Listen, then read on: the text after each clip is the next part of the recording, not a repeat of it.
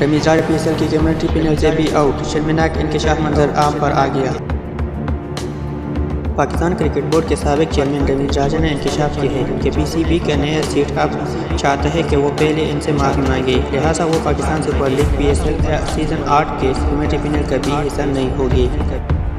رمیز راجہ نے انکشاف کیا کہ جم سٹی کی سربراہی میں نئے پی سی بی انتظامیہ پی ایس ایل کی کمیونٹی پینل میں شامل کرنے کی تناظر میں پہلے ان سے نئے مینجمنٹ کمیٹی کے خلاف بیان پر معافی چاہتے ہیں۔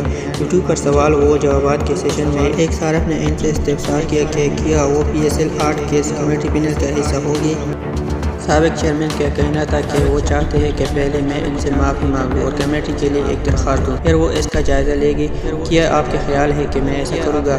رمیز راجہ کا کہنا تھا کہ کرکٹ میں کسی قسم کی سیاسی مداخلت نہیں ہونی چاہیے۔ حکومت پاکستان نے نجم سٹی کے لیے ایک سابق test cricketer Pakistan cricket board کی چیئرمین شپ سے فارغ کیا۔